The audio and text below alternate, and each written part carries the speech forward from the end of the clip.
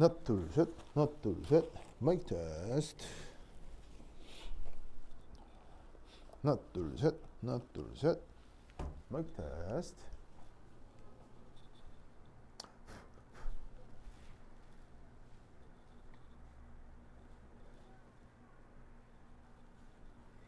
하나 둘 셋, 하나 둘 셋, 마이크 테스트.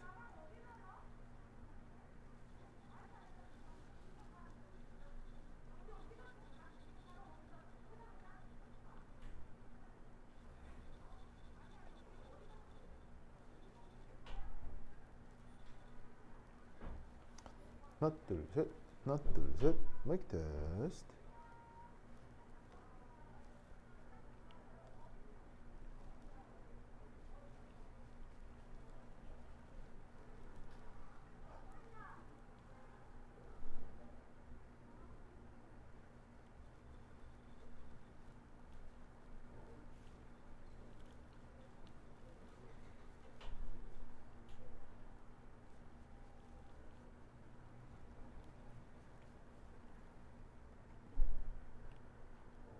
마이크 테스트. 하나 둘 셋, 하나 둘 셋.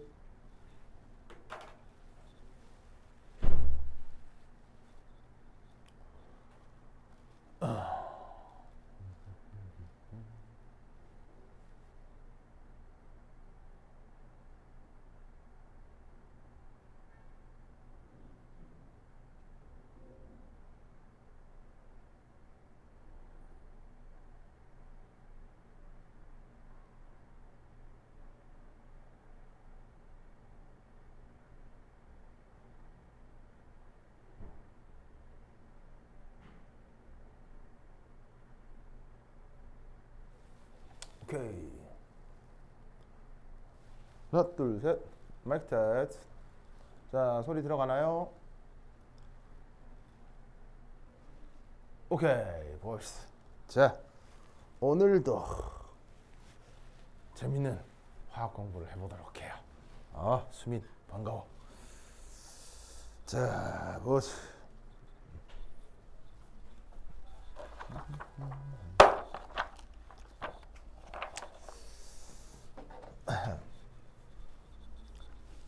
짜잔.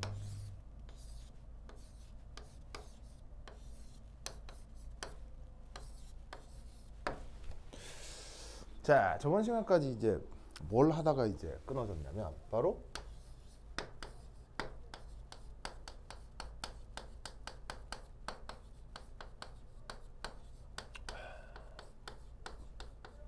요걸 했었다 이런 말이지. 자, 그래서 이제 이상적 물근용액 요거. 그래서 이제 이 이상적 물근용액이라는 개념이 나오는 것이 이제 어떤 상황 때문이었냐면 바로 이런 거였어요. 그 용액 중에 이상적이다라고 얘기할 수 있는 용액이 이제 크게 두 가지가 있었죠. 첫 번째가 이상용액과 그리고 지금 언급하려고 하고 있는 이상적 묽은용액, 이렇게 이제 두 가지가 이렇게 있는데 이때 이제 뭐 이상용액이건 묽은용액이건 간에 여하튼 상대적으로 몰 분율이 더 큰 성분, 그걸 이제 우리가 용매라고 하고요. 그리고 용매가 아닌 성분을 용질이라고 하죠. 용매, 용질 이런 표현은 뭐 익숙할 텐데 이때 이 이상용액에서는 이 용매하고 용질이 모두 다 누구의 법칙을 따른다고 그랬어요. 바로 용매도 라울의 법칙, 용질도 라울의 법칙을 따른다고 했었죠. 그런데 이제 이상적 묽은용액이라고 하는 건 묘하게도 용매가 라울의 법칙을 따르는 건 똑같은데 이 용질이 뭐라고 그랬어요? 바로 헨리의 법칙을 따른다. 기억나죠? 그래서 이제 이렇게 이상용액하고 이상적 묽은용액을 이제 구분을 할 수 있으면 됩니다. 자, 그래서 여기에 있는 이 이상적 묽은용액에 적용되는 요 헨리의 법칙, 용질에 적용되는 헨리의 법칙, 이것과 관련해서 이제 또 굉장히 이제 중요한 것인데요. 헨리의 법칙이라고 하는 게 가장 잘 적용되는 내용이 바로 이거라고 했었죠. 액체 용매에 대한 기체 용질의 용해도. 요거를 설명할 때 헨리의 법칙이 많이 쓰인다고 했었죠. 그래서 요거 저번 시간에 너무 급하게 끝내가지고 여기서 이제 뭐 한두 문제 나올 수 있거든요. 왜냐하면 입지에서 이게 잘 나오기 때문에. 그래서 요거 관련해 설명을 조금만 더 해보도록 하겠습니다. 좋아. 오? 오늘은 3명? 오! 오랜만에 우진이. 오, 우진 반가워요. 오, 우진 잘 들려요? 오, 우리 우진 얼마만이야 진짜. 오.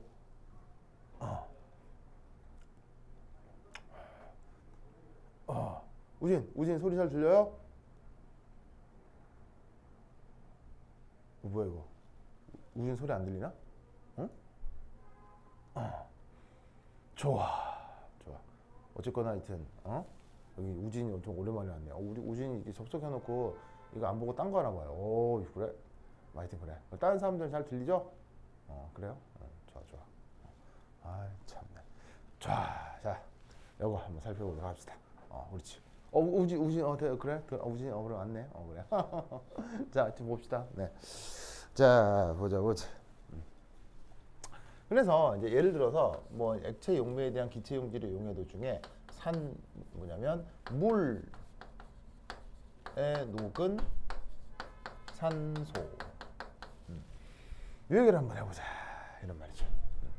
그러면서 이제 이거 관련해서 이제 여러 가지 얘기를 할 수가 있는데 뭐 첫 번째 어쨌거나 이제 그 물에 대한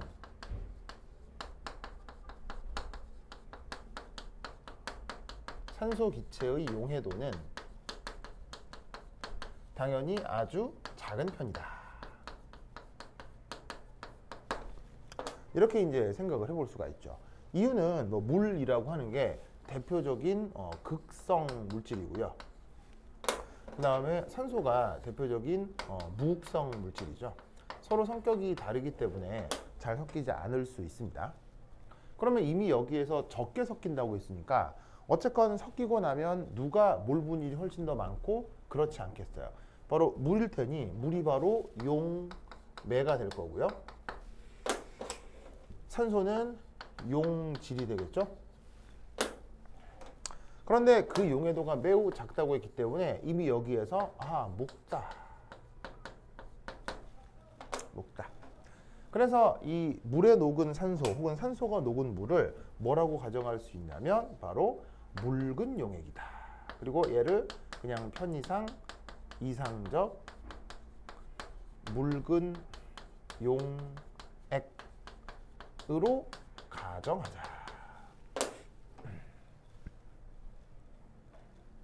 무슨 뜻인지 아시겠죠? 이상적 묽은 용액으로 가정을 해보도록 하겠습니다. 자, 그럼 이때 이 이상적 묽은 용액이라고 가정을 했을 때, 그럼 이제 이 상황을 이제 어떻게 생각을 해볼 수가 있느냐? 요렇게 이 녀석에 대한 이제 실험 장치를 한번 생각을 좀 해보면,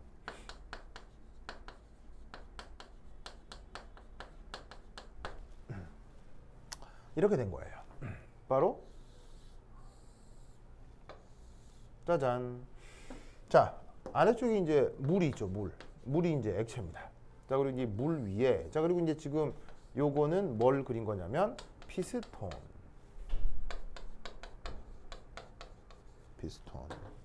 자, 당연히 피스톤은 무슨 그릇? 당연히 닫힌 그릇.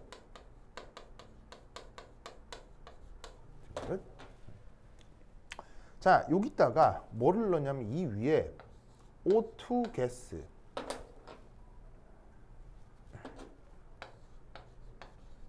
얘를 딱 집어넣는 거예요. 그리고 얘를 격벽으로 이렇게 딱 막는 거지. 자, 그리고 나서 외부를 PEX. 자, 이 PEX 이거는 바로 이제 외부 압력이 되겠습니다.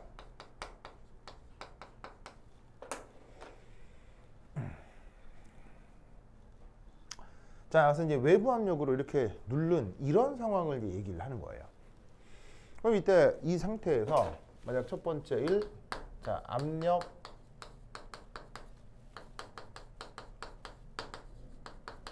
평형이 이루어지면 자, 당연히 이제 프레셔로 딱 외부 압력으로 내가 어느 정도로 딱 누르고 있는 상태에서 이 산소 기체하고 물이 이제 가닥 그대로 이제 그 상황 그 뭐냐면 상황이 변하지 않는 그 평형 상태가 상평형에 도달했다고 치자 이런 말이죠. 그럼 이때 이제 어떻게 생각할 수 있냐면 압력 평형이 이루어진다면 바로 PO2 하고 PEX 이게 같을 수밖에 없겠죠. 자, 여기 이제 뭐 여러분쯤이면 알 텐데 뭐 처음 화학 배우면 얘를 팩스 뭐 이렇게 읽는 친구들이 있어요. 근데 팩스가 아니죠. 그러니까 EX의 뜻은 어디서 온 거예요? 바로 이제 외부를 뜻하는 영어 단어 external에서 온 거죠. 그래서 이제 외부에서 압력을 주고 있어요. 압력을 주고 있고 거기에 온리 산소만 이렇게 들어 있다면, 자, 이때 여기에서 이제 PO2 이게 바로 이 상황에서 이 산소의 부분압이다. 이렇게 생각을 해볼 수가 있어요. 물론 여기서는 이런 상황에서는 또 어떤 일이 또 이제 벌어질 수도 있냐면 여기 있는 물이 이렇게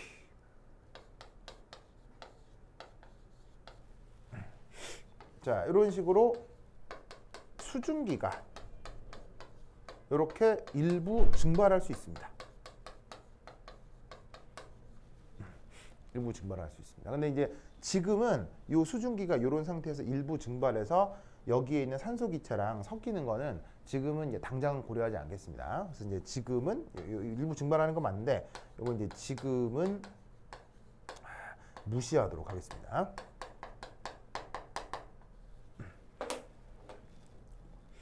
자, 그리고 나면 여기에 있는 요 O2 가스가 어떻게 된다? 이런 식으로 물속으로 일부 용해.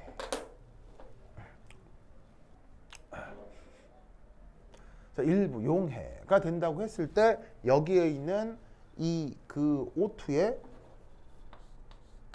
저 PO2라고 하는 걸 부분압이라 해보자 이런 말이죠. 근데 이 부분압이 이렇게 피스톤 속에서 압력 평형을 이루면 그게 결국은 외부 압력이랑 같아지는 상황일 거다 라고 생각해 볼 수 있다는 얘기죠. 그러면 이상적 묽은 용액에서 산소가 바로 이제 보시다시피 용질이라고 했으니까 요 O2의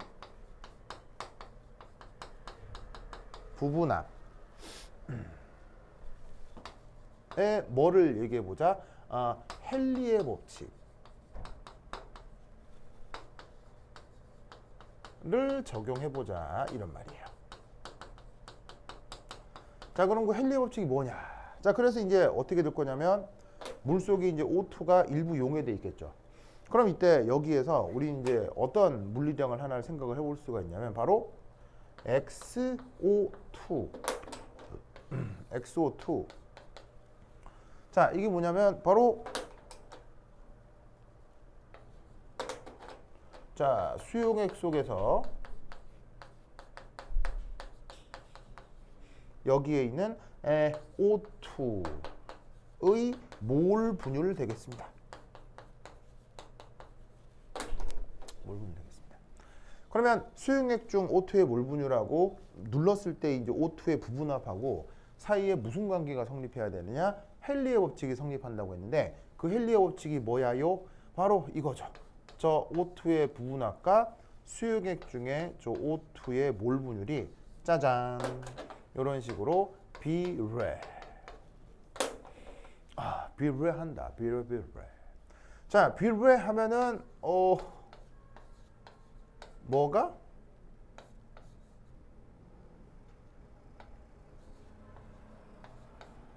뭐가 있을 수 있어요? 비례하면 이런 식의 비례 상수를 도입할 수 있죠. 이걸 뭐라고 한다? 이걸 헨리 상수라 한다. 이런 말이에요. 헨리 법칙 상수가 이렇게 도입이 되는 거지.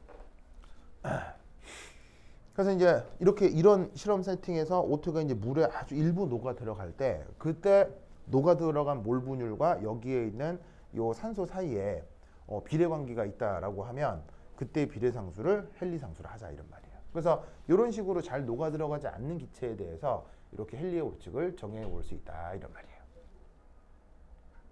근데 이제 여기서 내가 이제 하나 이제 언급하고 싶은 건 바로 이겁니다. 바로 뭐냐면 몰 분율은 모든 농도의 조상이다.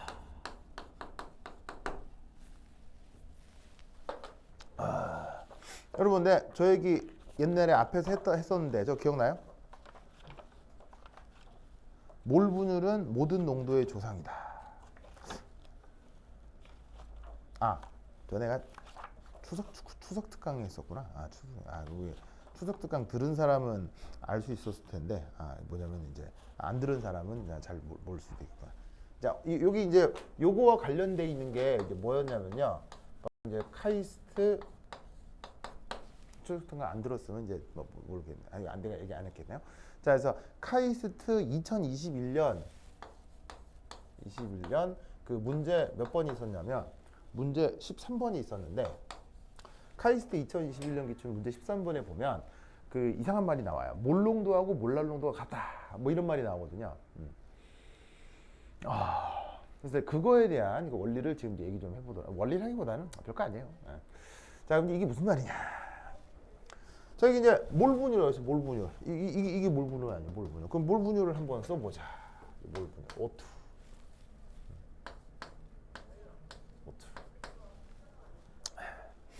자, 그럼 이제 몰 분율 이제 정의가 어찌 돼요? 정의 이거겠지. H2O, O2, O2.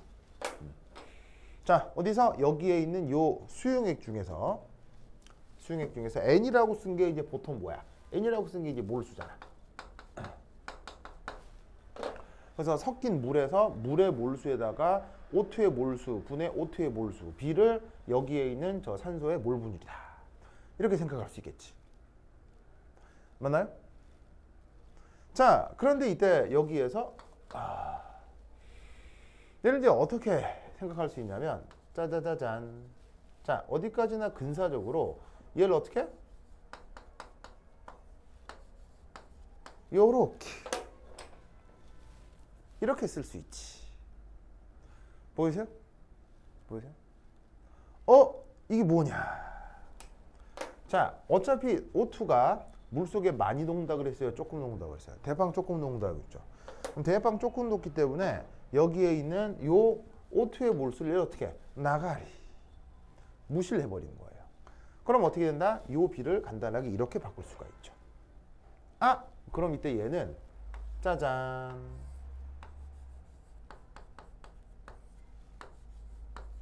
짜잔. 이렇게 바뀌게 하네. 그럼 이건 또 무슨 말이냐? 자, 이거 물결 표시, 이거 뭐예요? 이거 물고기 표시, 이거 비례관계죠? 자, 어떻게 비례관계가 된 거냐면, 자, N이 뭐라 그랬어요? H2O의 몰수라고 했죠. 근데 걔를 질량으로 바꾸었어요. 자, 어떤 물질의 몰수와 어떤 물질의 질량은 무슨 관계죠? 이그젝틀리 비례관계죠. 정확한 비례관계죠. 그래서 물의 몰수와 물의 질량은 절대로 뭐냐면 차이 나지 않는 완벽한 비례관계입니다. 비례라면 또 당연히 비례상수가 있겠죠. 뭐가 비례상수겠죠? 바로 이 H2O의 분자량이 바로 몰수와 질량의 비례상수긴 하겠죠. 여하튼 그래서 H2O의 몰수하고 H2O의 질량이 비례하기 때문에 이 수식을 비례식으로 이렇게 바꿀 수가 있는데, 이때 H2O 역할이 여기서 용매고요. O2가 여기서 용질이잖아요. 그럼 여러분 잘 봅시다. 용매의 질량 분의 용질의 몰수. 이게 뭐예요? 이게 뭐예요? 바로 그 유명한 몰렐리티죠. 몰렐리티. 몰렐리티? 우리말 번역 바로 그 유명한 몰랄 농도요. 몰랄 농도. 바로 요거 몰랄 농도가 근사 비례적으로 뭐 몰분이랑 비슷한 거야. 그냥 알겠죠? 몰 비슷한 거야. 그래서 이 몰랄농도라고 하는 게 사실 뭐 무슨 특별한 물리적 의미가 있냐? 없어. 물리적 의미 전혀 없어. 그냥 편의상 몰 분율을 다르게 쓰는 표현일 뿐인 거예요. 무슨 뜻인지 아시겠죠? 그래서 여기에 있는 이 몰수와 몰랄농도는 근사 비례적이다.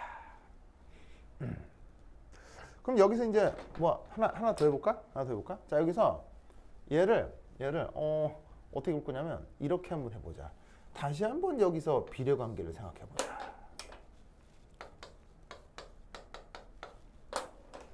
그럼 비례? 그럼 이 비례 어떻게 하지? 자, 그럼 어떻게 하냐면은 NO2 over VH2 이렇게 바꿔보자. 어만 이 V가 뭐임? V 바로 봐. 부피. 그럼 잘 봐요. 어떤 물질의 특히는 이제 얘가 지금 액체죠. 액체의 질량과 그 액체 물질의 부피는 비례하나요? 비례하나요? 네, 비례하죠. 예를 들면은 뭐 저기 물 1리터면 보통 몇 킬로예요? 1kg. 2리터면 2kg. 비례하네. 무슨 말인지 알겠죠? 그래서 어떤 액체 물질의 질량과 액체 물질의 부피는 exactly 비례해. 근데 비례상수는 당연히 미르도. 미르도가 비례상수가 돼서 질량과 부피는 비례관계가 있겠죠. 그럼 밑에 얘를 또 근사적으로 이렇게 생각해 볼 수 있겠네요.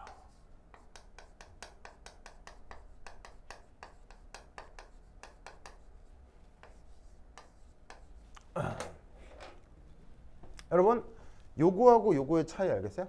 자, 어떤 차이냐면 얘는 순수한 물의 부피예요.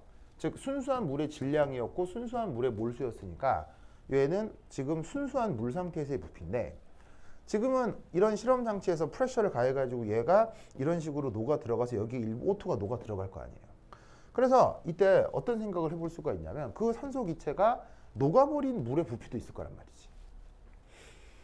그럼 우린 여기서 순수한 물의 부피, 여기에 산소가 녹은 물의 부피, 큰 차이가 있을까? 억수로 비슷할까? 억수로 비슷하다라고 가정해 볼 수가 있다고요. Y 역시나 묽은 용액이기 때문이죠. 무슨 말씀인지 아시겠죠? 그래서 어떻게 된다? 순수 물의 부피와 산소가 녹은 물의 부피가 비슷하다라고 하면 엄마야?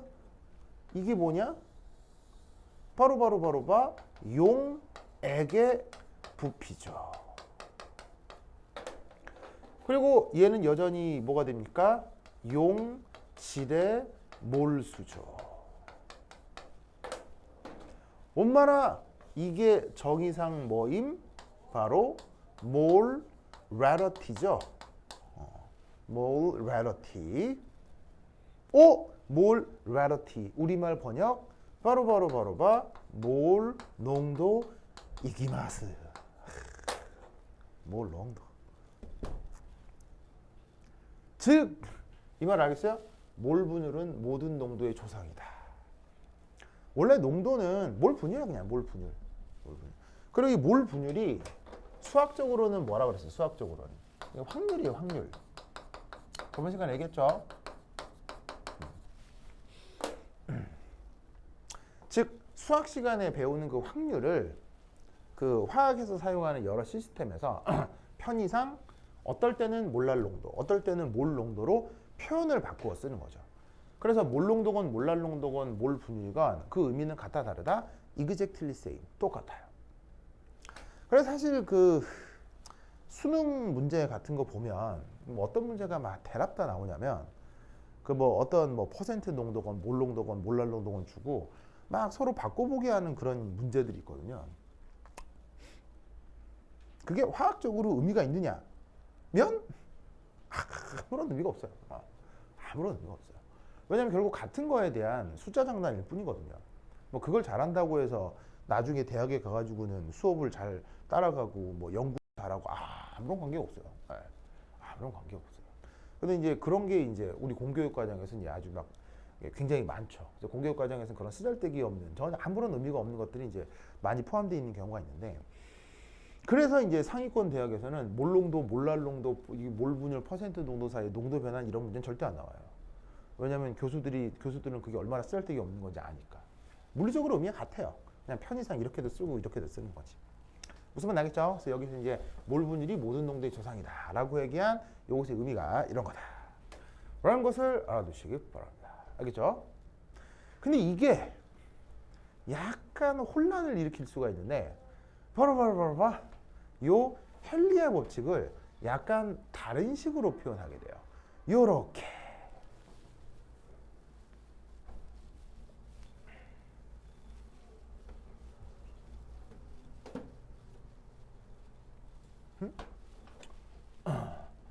자.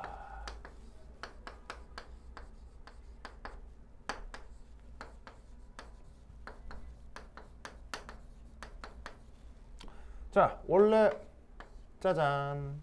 여기 녹아 들어간 기체의 부분합이라고 했죠. 짜잔. 비례해요. 바로 뭐 요렇게 바로 용액 중에 몰분율이랑 비례하는 거. 이게 헨리의 법칙이에요. 그런데 얘가 어디까지나 이제 이런 표현 이상한데 좀 근사적으로 이런 표현 없죠. 그러니까 근사적으로 비례하는데 뭐랑 근사적으로 비례하냐면 바로 요렇게 요렇게. 자, 이게 뭐냐면 용액 중 용질의 이건 몰분율, 요건 몰농도요. 그게 지금 여기서 이제 얘기가 나오고 있는 거죠. 그래서 어떻게 되냐면 원래 헨리의 법칙이 부분합과 몰분율이 비례하는 건데 몰분율이 근사적으로 몰분율이 근사적으로 몰농도랑 비례하니까 결과적으로 이 몰농도하고 부분합도 비례하게 된다라는 거죠. 이때 여기서 짜잔 비례 상수를 도입하는 거예요. 비례 상수를 도입하는 거예요. 그 비례 상수를 어떻게 도입하느냐? 바로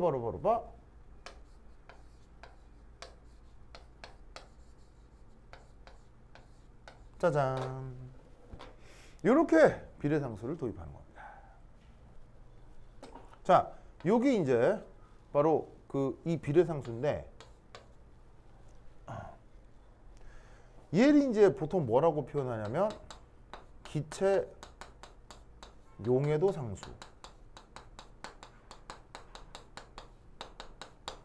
이건 거죠. 그래서 이 비례 상수를 이렇게 압력 쪽에다가 이렇게 도입해서 헨리의 법칙을 표현하기도 합니다. 근데 아까 원래 헨리의 법칙의 원래 그 오리지널 폼은 뭐였어요?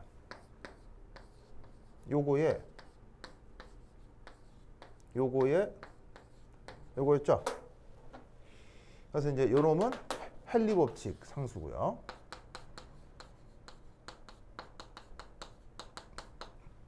그래서 액체 용매에 대한 기체의 용해도를 수식을 이렇게 표현할 수도 있고 이렇게 표현할 수도 있어요. 그래서 이제 이제 정식 대학 교과 과정에서는 이 표현하고 이 표현을 구분하긴 하는데 고등교과에서 배울 때 아예 이건 배우지도 않고 냅다 이거부터 시작을 하거든요. 그러다 보니까 이 액체 용매에 대한 기체 용해도가 헨리의 법칙과 어떻게 유래되어 있는 건지 그냥 잘 모르고 이런 상태에서 이제 바로 이거에서부터 시작이 돼서 이 식하고 이 식의 의미를 잘 이제 뭐냐면은 파악하기가 어려운 거예요.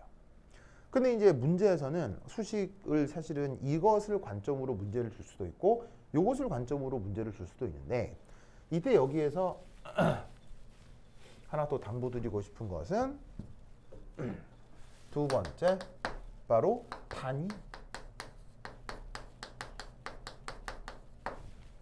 단위를 좀 눈여겨보셔야 돼요.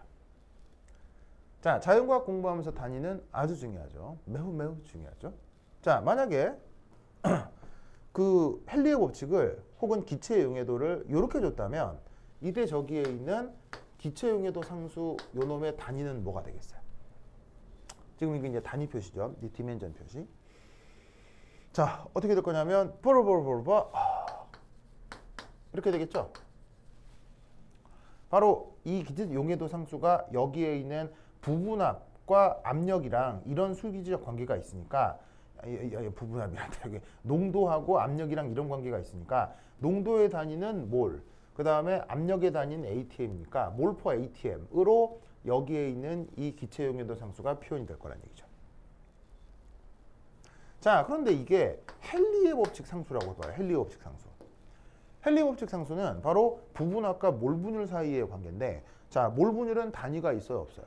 몰 분율은 무단위죠. 확률이니까요. 그러면 헨리 법칙 상수는 누구랑 단위가 같아야 되겠어요? 압력이랑 단위가 같겠죠. 그래서 어떤 문제가 딱 주어져 있는데 어떤 상수, 기체의 용해도 혹은 헨리의 법칙과 관련되어 있는 어떤 상수가 주어져 있는데 그 상수가 몰 퍼 atm이다 라고 하면 헨리의 법칙을 요 수식으로 표현하겠다라는 의미인 거예요. 그리고 그 단위가 이렇게 표현되어 있다면 헨리의 법칙을 이 오리지널 형태로 표현하겠다는 얘기인 거예요.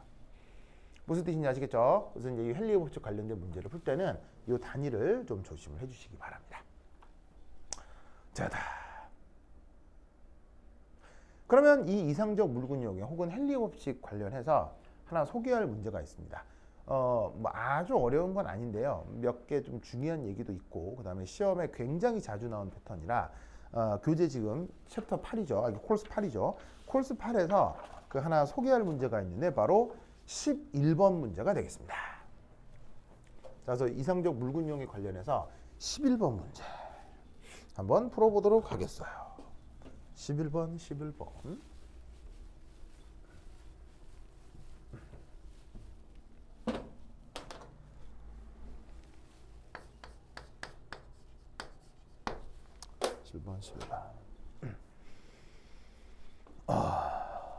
자, 11번 문제는 이제 11번 문제가 뭐냐? 어디 갔어? 11번. 그렇지. 이제 바로 뭐냐면 11번이 이게 그 스킨 스쿠버.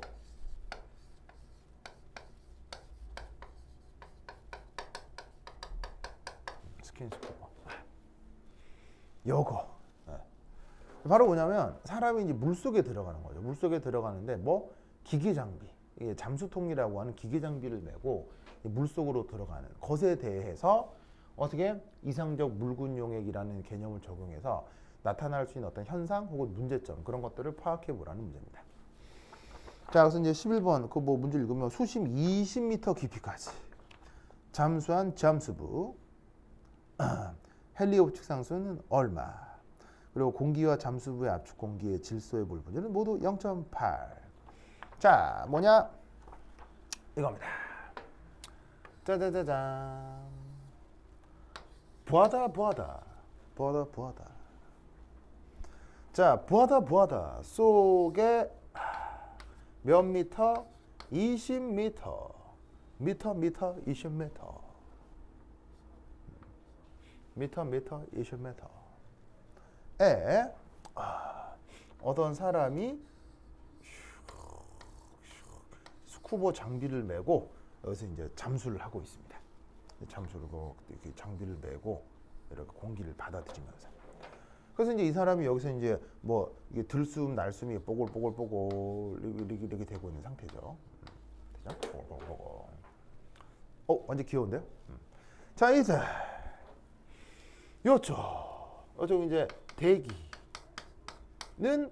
1기야. 근데 이 대기의 조성은 그냥 일반적으로 N2가 80% 그리고 O2가 20% 이렇게 섞여 있는 대기다 라고 해봅시다. 되죠? 자, 그럼 이때 여기에서 문제에서는 뭐라고 되어 있냐면 문제에서는 이때 N2 질소기체의 이제 뭐라고 되어 있냐면 헨리 상수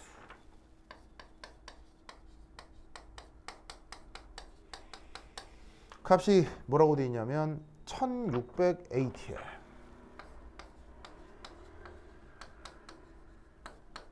이렇게 되어 있습니다. 이럴 때 나와 있는 문제들을 풀어보라.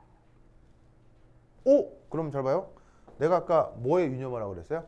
요 단위.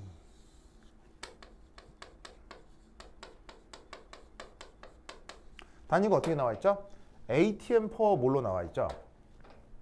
그럼 그 ATM per 몰, 그게 어딨냐면 요거. 뭐야. 1600 뭐야. 아이고, 아니지. 어디 갔어?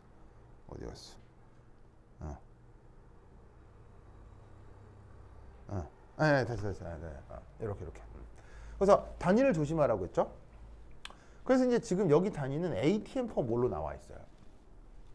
근데 아까 내가 뭐라고 그랬었냐면 이 단위가 몰 per ATM 혹은 ATM으로 나오는 꼴이 있다고 했었잖아요. 이거 지금 어떻게 된 거죠? 이것도 그렇고 저것도 그렇고 메카닉 약이 다르잖아요. 자, 이게 뭐냐? 앞서 말씀드렸듯이 여기에 있는 요 보시다시피 펠리 법칙 상수라고 하면 그냥 ATM이에요. 그냥 ATM. 근데 이 액체 용매에 대한 기체 용질의 용해도라고 하면 요 기체 용해도 상수를 몰 퍼 ATM이라고 쓸 수 있어요. 그래서 이제 사실은 얘는 뭐냐면 일반화학 책에 많이 나와 있는 표현인 거고, 이 표현은 사실 하이탑 같은 고등 그 참고서에 많이 나와 있는 표현이에요. 하이탑 화학2를 찾으면 이런 식으로 표현이 된 거죠. 무슨 뜻인지 아시겠죠? 그렇죠? 그런데 지금 단위가 어떻게 되어 있냐면 ATM per 몰로 되어 있죠. 그럼 이건 뭐겠어요? 바로 지금 이 문제에서는 여기에 있는 그 기체의 용해도와 그 용질을 이렇게 표현하고 있는 거예요. 바로 이렇게 P 기체 용질 이 상수 K의 C 기체 용질. 자, 이게 뭐냐면 이게 바로 그 기체의 부분합이고요. 그 다음에 요게 상수인데 그게 지금 이건 뭐야? 그리고 여기에 있는 이건 뭐겠어? 바로 기체 용질의 몰 농도고요. 어쨌거나 몰 농도하고 부분합하고 비례하잖아요. 근데 그 비례 상수를 앞으로 쓰느냐 뒤로 쓰느냐의 문제인 거예요. 하이탑 같은 데는 이런 식으로 부분합에다가 용해도 상수를 도입을 한 건데 지금 이 문제에서는 몰 농도에다가 상수를 도입한 거예요. 그럼 이 모든 구분을 뭐로? 여기에 있는 단위로 해주는 거예요. 단위가 ATM per 몰이니까 얘 같은 경우는 이런 식으로 보시다시피 몰 농도가 곱해지게 되면 그때 부분합 표현이 나올 수 있게 되는 거죠. 그러니까 아까도 내가 단위를 계속 조심하라고 했던 게 헨리의 법칙이 원래 이수식인데 그걸 표현하는 저자의 취향에 따라서 헨리의 법칙을 이렇게 표현하기도 하고 이렇게 표현하기도 하고. 그래서 지금 주어진 문제는 단위로부터 헨리의 법칙을 이런 식으로 적용하는구나 라는 걸 눈치를 채라 이런 말씀이죠. 그래서 이것만 조심하시면 이 문제 푸는 데는 뭐 크게 어려움이 없을 겁니다. 자, 그럼 이제 하나하나 그 새끼 문제를 해결해 보도록 합시다. 허이추.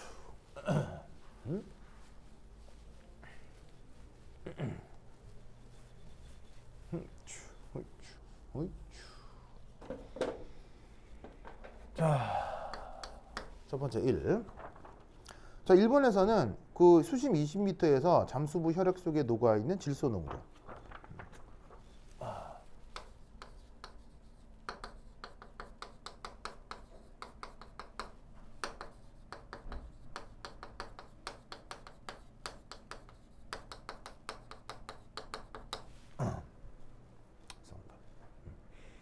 자, 우선 첫 번째 1. 자, 물속 20m면 우리는 대략 알고 있죠. 대략 2기압 정도 됩니다. 이게 물속으로 10m씩 들어갈 때마다 그 1기압씩 증가하죠. 기억하세요? 그래서 물 속으로 그 10m씩 들어갈수록 일기압씩 증가하는 거는 원리적으로 이제 중요하니까 문제에서 이제 아예 그냥 제시가 돼 있어요. 뭐 요거 관련된 단위 변환, 뭐 수식 이런 것도 있을 수 있는데 그건 뭐 나중에 한번 해보도록 하고요. 나중에 한번 해볼까요? 자, 저 수심으로 일기압 들어갔을 때 왜 저기에 있는 그 압력이 일기압 정도가 되는 거죠?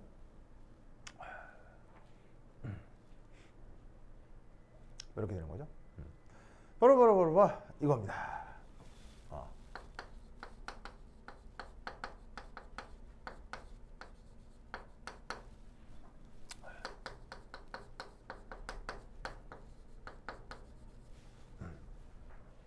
자, 관련해서 그 일기압에 대한 얘기를 잠깐 해보면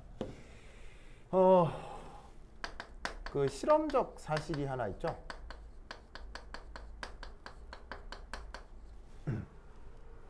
자, 어떤 실험적 사실이 하나가 있냐면 바로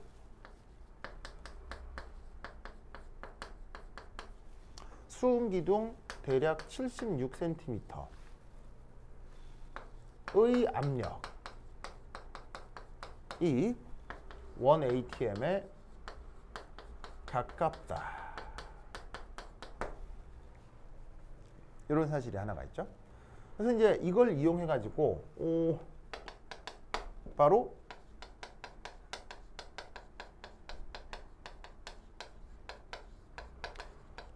액체 기둥에 의한 압력 표현 수식이 있는데 거기 뭐 예를 들어서 수은 액체가 있고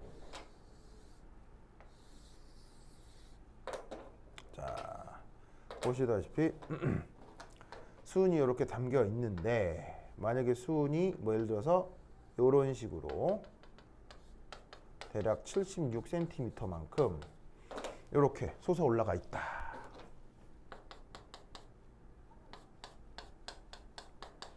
라나 했을 때 여기에 있는 이 부분만큼의 이제 기둥에 의한 압력을 한번 계산을 해보자 이런 말이에요.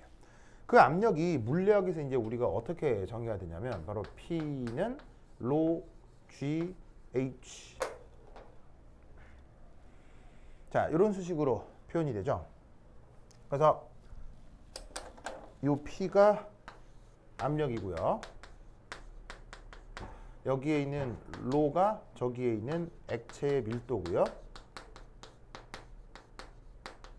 그 다음에 여기에 있는 G가 중력 가속도거든요. 그리고 저기 있는 H가 바로 기둥 높이겠죠.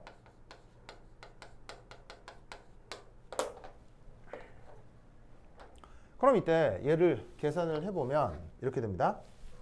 P가 자 저기에 있는 수은의 밀도는 대략 어느 정도냐면 13.6 g per 세제곱 센티미터 정도입니다. 그래서 이게 수은의 밀도예요. 그럼 얘가 누구랑 곱해져야 되냐면 자 G가 중력가 속도죠. 중력가 속도가 대략 9.8 미터 퍼 세크 제곱이죠. 중력가 속도. 자 그런 상태에서 수은 기둥 얼마? 76cm 곱하기 76cm 라고 하면 이게 이제 뭐다? 바로 수은 기둥 높이예요.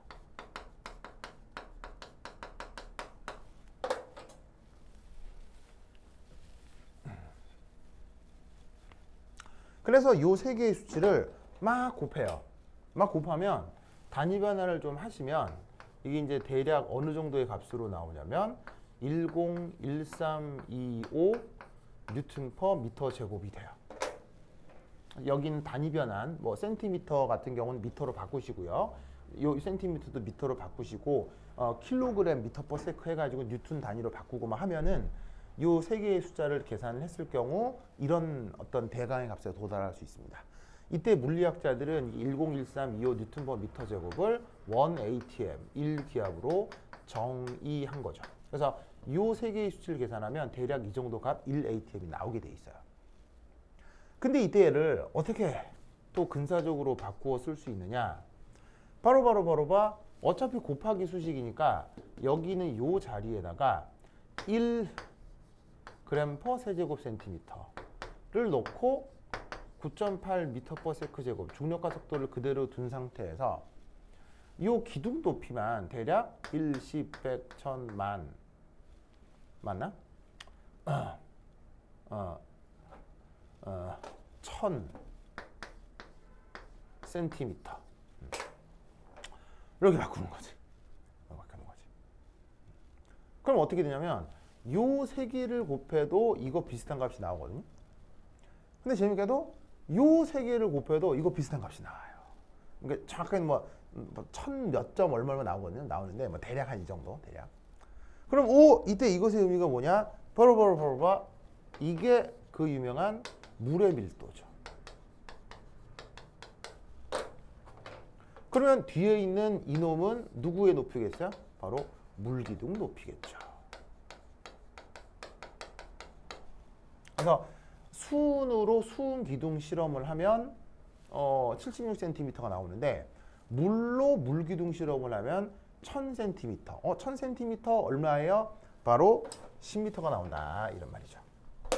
뭐가 됐건 이 세 개를 곱한 결과나 요 세 개를 곱한 결과 같기만 하면 되니까 수은처럼 밀도가 큰 녀석으로 실험을 하면 수은 기둥이 요만큼, 수은보다 밀도가 작은 녀석으로 실험을 하면 물기둥은 요만큼 치솟게 된다. 이런 말이죠. 일기압을 표현할 때. 아시겠죠? 그래서 이 근사적인 계산으로부터 우리는 물기둥 10m가 대략 1m다 라고 하는 걸 대강 상식적으로 알고 있는 거지. 근데 이제 이런 계산을 지금 이 문제에서는 줬어요. 근데 내가 이걸 한번 보여드리는 이유는 그 서울대 입시에서 한번 뭐가 나온 적이 있냐면요. 그냥 뒤에서 한번 얘기하겠지만 줄이란 에너지를 일렉트론 볼트로 변환해봐라.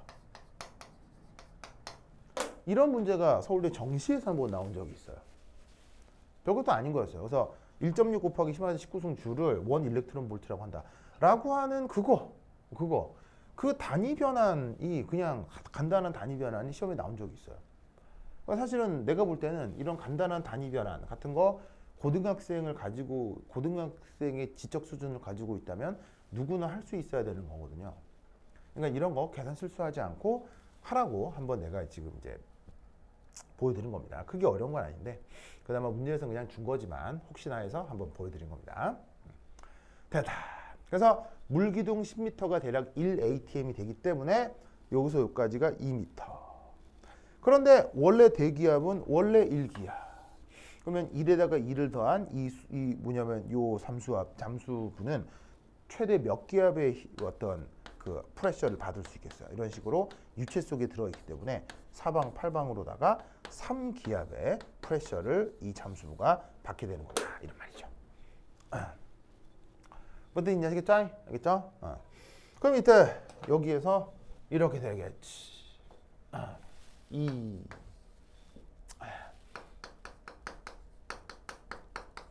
잠수부는 3ATM 조건.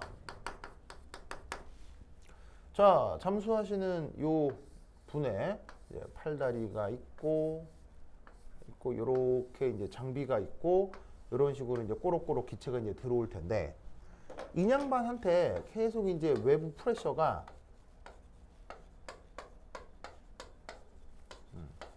3기압으로 가해지고 있는 거예요. 그럼 이제 어떻게 될 거냐면 3기압으로 눌려도 여하튼 이 사람은 물속에서 살아 있을 거 아니에요. 20m는 스킨스쿠버로 들어갈 수 있는 그냥 적당한 깊이에요. 아주 깊은 것도 아니고요. 아주 얕은 것도 아니고. 이따가 얘기하겠지만 스킨스쿠버로 들어갈 수 있는 최대 수심은 30에서 35m가 최대 수심이거든요. 거기는 이제 아주 초절정 인류들만 들어갈 수 있는 깊이인데 그 20m면은 이제 중급 정도의 훈련을 받으면 누구나 들어갈 수 있는 겁니다. 그래서 외부 전체 압력이 상기압이라고 해서 사람이라고 하는 생명체에 그렇게 큰 영향을 주진 않습니다. 자, 그런데 이게 어떻게 되냐면 3기압이 돼버리니까 3기압으로 누른 채로 보시다시피 이 사람이 그냥 이 형태를 유지하고 있는 거 아니에요. 그럼 어떤 일이 벌어지냐면 3기압을 받는데도 이 형태를 유지하고 있단 말은 이 사람 몸 안도 3기압이라는 거예요. 뭔 뜻인지 아시겠죠? 그러면 이것으로부터 바로 첫 번째 1, 호흡을 통해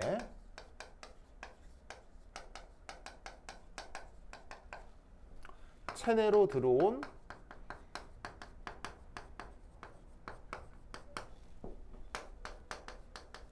기체의 부분압 역시 뭐가 된다? 3기압이 된다는 얘기예요.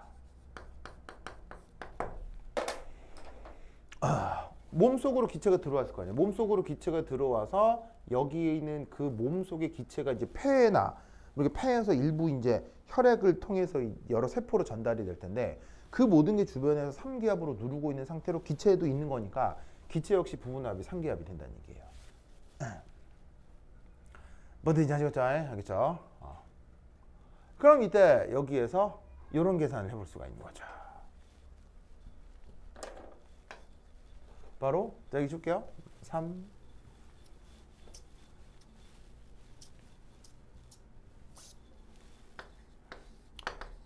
피 속으로 녹아 들어간 N2에 뭐를 적용해 보자? 헨리 법칙을 적용해 보도록 합시다. 그 헨리 법칙이 지금 어떤 식으로 주어져 있어요? 이런 식으로 주어져 있죠? 그럼 이때 여기에서 CN2 자, 어떻게 될 거냐? 물론 뭐 지금 상황은 어디? 수심 20m. 그러면 그때 N2의 부분압을 저기에 있는 상수로 나누어 주면 되겠죠. 그럼 N2 부분압이 지금 얼마냐면 몸속이 지금 3기압 속에 있으니까 기체에 대한 압력도 3기압이 된다고 했죠. 그리고 그때 상수가 얼마냐면 1600 atm per 몰이 되겠습니다. 자, 근데 이제 여기서 하나 또 이제 실수하면 안 되는 요소가 있는데 들이마신 기체가 질소만 들이마신 게 아니라 산소도 같이 들이마신 거 아니에요. 그러면 전체 압력 중에 80%가 질소고 20%가 산소면 몸속에서도 80%가 질소고 20%가 산소라는 얘기지. 그럼 여기 잘 봅시다. 호흡을 통해 체내로 들어온 기체라고 했잖아요. 기체. 그럼 이 기체는 누구? N2 and O2. 근데 얘가 80%, 20%. 그렇다면 헨리의 법칙에만 이걸 적용하려면 여기다가 어떻게 0.8, 80%를 고려해 주면 된다. 이런 말이죠. 아이고. 아시겠죠? 그러면 제 계산하면 값이 뭐가 나오겠습니까? 자, 쟤를 계산해 주면 값이 대략 이렇게 됩니다. 1.5 곱하기 10의 마이너스 3승몰. 자, 봅시다. 1.5 곱하기 10의 마이너스 3승몰. 보시죠. 되게 고농도인가요? 고농도의 저농도예요? 고농도의 저농도요? 저농도처럼 보이죠? 그럼 이게 어떤 큰 의미가 있을까요? 있을까요? 없을까요? 그걸 알기 위해서 그 다음 문제도 풀어보는 거죠. 자, 그 다음 문제는 바로 이제 이게 되겠습니다. 이제 이 사람이 작업을 끝내고 위로 올라왔어요. 그래서 잠수부가 상어를 피해 갑자기 수면으로 올라올 수밖에 없었다. 평형에 도달할 때 잠수 벼락속에 녹은 지소농도. 뭐 상어까지는 뭐 조금 뭐 에바고 어쨌거나 이제 작업을 끝내서 다시 수면으로 올라왔습니다. 그럼 수면에서 혈액 중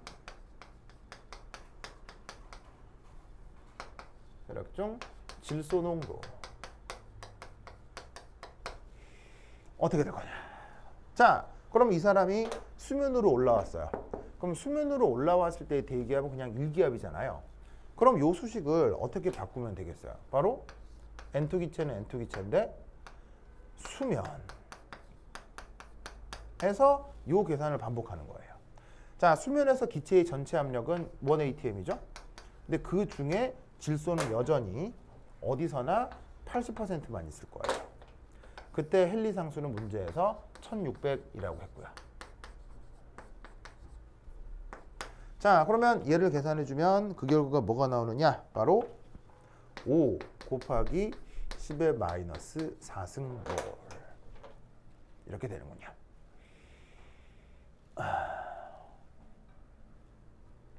자, 그러면 이때 여기서 하나의 퀴즈.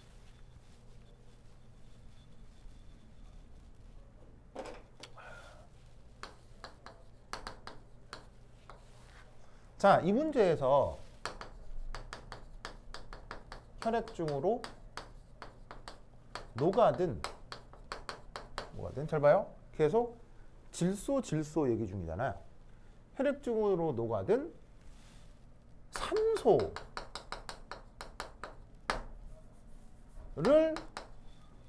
이 문제에서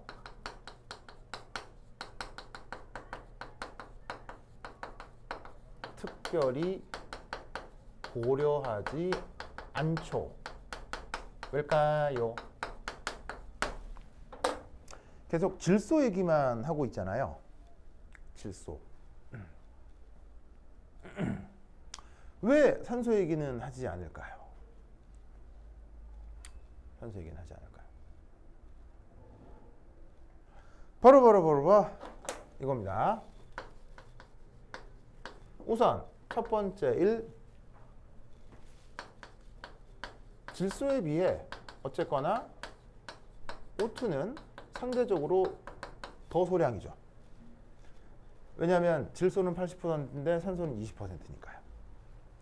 근데 이제 재밌는 건 여기에 있는 그 질소는 아닌데 이 O2는 세포 속에서 일부 소비가 되죠. 물론 뭐 이렇게 날숨에 산소가 전혀 녹아 나오지 않는 건 아닌데 그 산소의 일부는 무조건 세포 속에서 소비가 돼 가지고 뭐로 바뀝니까? CO2 이산화탄소로 바뀝니다. 그래서 O2 같은 경우는 몸속에서 일부 소비가 되기도 하고 그다음에 CO2로 바뀌기도 하고 뭐 하기 때문에 그 뭐냐면은 그 사실은 산소는 상대적으로 소량이라 그렇게 크게 고려하지 않는 거죠. 소비되기도 할 뿐더러. 재밌는 건 이렇게 산소는 물속에서, 몸속에서 이런 식의 이제 화학 반응 같은 게 일어날 수 있지만 묘하게도 이제 이 N2는 몸속에서 화학 반응해요, 안 해요? 체내에서 전혀 반응하지 않죠.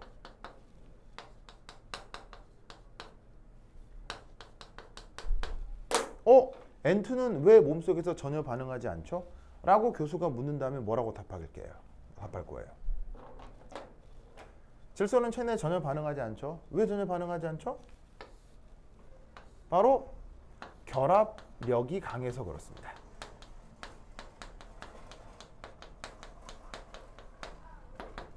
자, N2 루이스 구조 그리면 어떻게 돼요? 질소하고 질소가 이런 식으로 삼중결합이죠. 삼중결합은 결합력이 세겠어요, 약하겠어요? 억수로 셉니다. 그러다 보니 그 자체의 화학적 안정성이 커서 반응성이 매우 떨어지기 때문에 호흡으로 들어와도 100% 호흡으로 나갑니다. 그래서 이 질소가 어떻게 된다? 혈액 쪽에 잠깐 머물렀다가 그냥 그대로 물리적으로 다시 날숨을 통해서 그냥 빠져나오게 되는 거예요. 그래서 어떻게 된다? 그 들숨, 날숨 속에 거의 그대로 유지가 되는 거죠. 그럼에도 이런 식의 고압 조건 혹은 대기 조건에서 혈액 중에 아주 물리적인 상호작용 혹은 뭐 엔트로피 등등의 이유 때문에 혈액 중에 요 정도의 농도로 녹아 있을 수 있는 거를 지금 계산을 해본 거란 얘기예요. 그럼 이렇게 굉장히 작은 농도 이게 뭘 일으키겠느냐를 한번 생각해 보자 이런 얘기인 거죠. 자, 얘기해 줄게요. 자, 그럼 이제 3번 자, 그러면 3번 문제 한번 보시면 3번 문제는 그러면 잠수부의 혈액이 총 5리터라 몸속에 이제 사람의 혈액이 총 5리터 정도라면 혈액에 녹은 질소의 몰수는 수십 미리터와 수십 미리터 각각 어떻게 되느냐.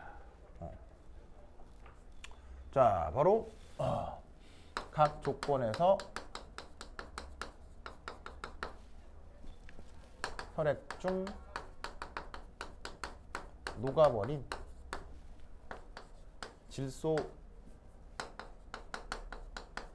분자의 몰수 이걸 계산해 버려요. 자, 어떻게 하면 되겠습니까? 몰농도가 나와 있고요. 혈액 전체의 부피를 뭐라고? 5리터라고 했죠. 그럼 몰농도 있고 뭐 부피 있으니까 뭐 아무것도 아닌 계산이죠. 그래서 어떻게? N2 계산인데 20m. 어떻게 하라는 얘기입니까? 저기에 있는 1.5 곱하기 10의 마이너스 3승 몰에다가 5리터를 곱하라는 얘기죠.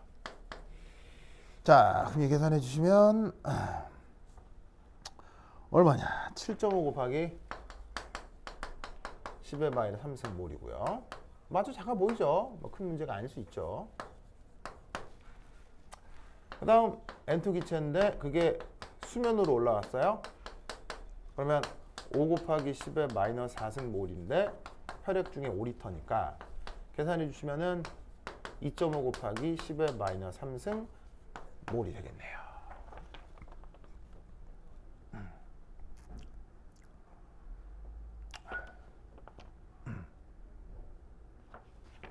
자, 그럼 이때 어떻게 될 거냐? 자, 이거 됐죠? 여기 줍니다.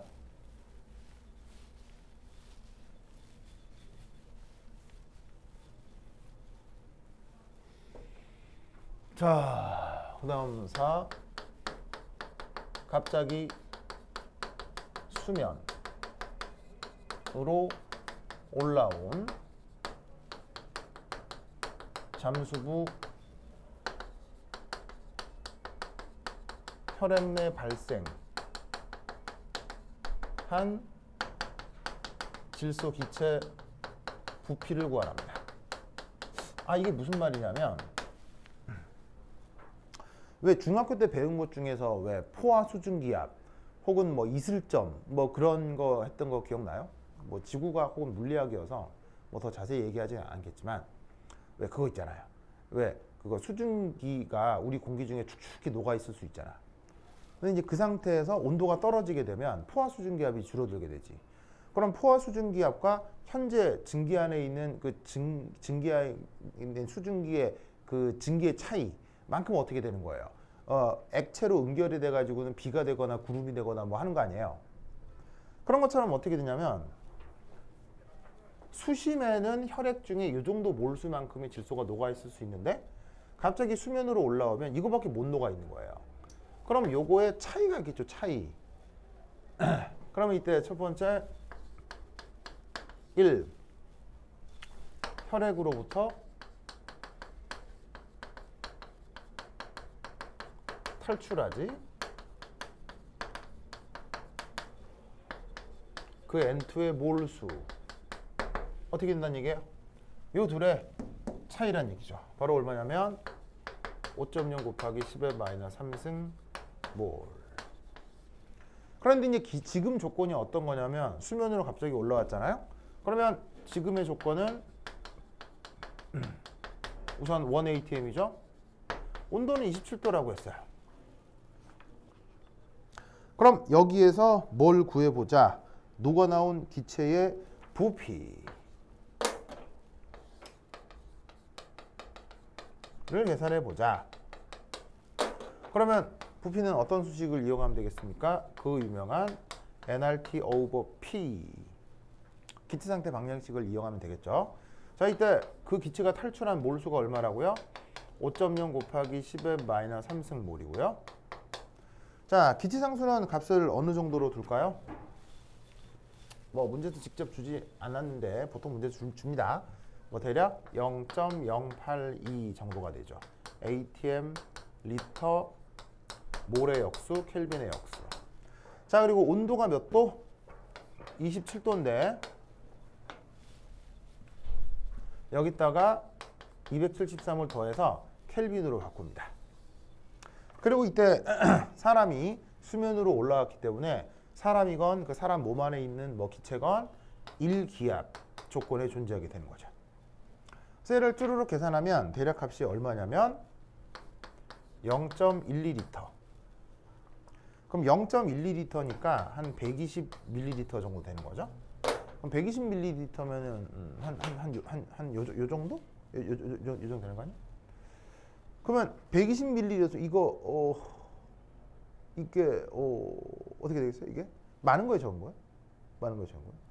그럼 120ml니까 이거 어디냐면 in the 5리터 혈액. 몸속에 있는 5리터 혈액 중에 120ml 정도로 기체 기포가 갑자기 팡 생긴다는 얘기예요.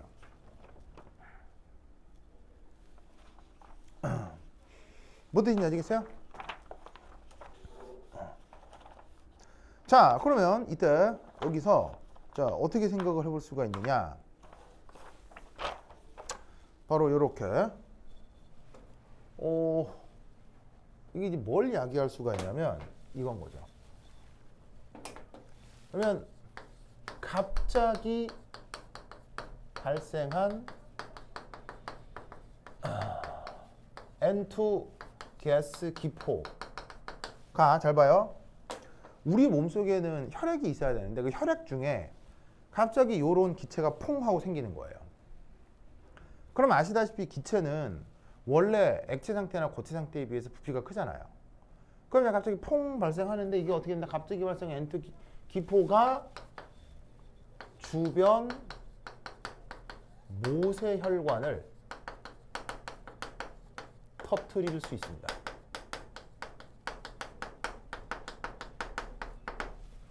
주변 모세혈관을 터뜨릴 수 있습니다. 이걸 뭐라고 해요? 이걸 잠수병이라고 합니다. 그래서 잠수 스킨스쿠버 활동하다가 뭐 큰 어떤 장애를 입거나 하는 사고가 발생할 수 있다고 했죠. 그 원리가 이거예요. 그럼 뭐 모세혈관 터진 것 같고 왜 그러냐 할 텐데 여러분 모세혈관은 어디에 있죠? 모세혈관은 우리 몸 어디에나 있죠. 만약에 저 모세혈관이 심장혈관이었다. 만약에 저 모세혈관이 뇌로 산소를 공급하는 예를 들면 뭐 뇌로 영양분을 공급하는 혈관이요, 뇌혈관이었다. 라고 하면 어떻게 되겠어요? 바로 그 자리에서 즉사할 수도 있는 굉장히 위험한 어떤 질환일 수 있습니다. 그래서 이 잠수병이라고 하는 게 그냥 간단한 간단한 상해 정도로 끝나는 경우도 운이 좋으면 있을 수 있지만 이게 누적되거나 진짜로 갑자기 벌어진 일이라면 정말 사람이 그 자리에서 돌아가실 수도 있어요. 굉장히 위험한 녀석입니다. 이 정도의 부피가 크지 않다 하더라도 이 정도의 부피가 모세혈관을 터뜨릴 수 있는데 그게 몸속에 아주 중요한 장기 부분일 수 있다는 거예요. 무슨 뜻인지 아시겠죠? 그래서 이 잠수병이라고 하는 것에 대해서 구체적으로 이제 계산을 해보자라고 하는 문제가 바로 이 문제인 것 같습니다. 알겠죠? 자, 얘는 이제 정성적으로 좀 더 알아야 될 내용이 한두 가지가 더 있습니다. 이 잠수병 관련해서 어떤 또 그 화학적으로 중요한 어떤 주제가 남아 있느냐, 그 얘기 부득 한 10분 쉬었다 하도록 하겠습니다. 화장실 갔다 오세요. 화장실 가자. 화장실. 좋아 화장실.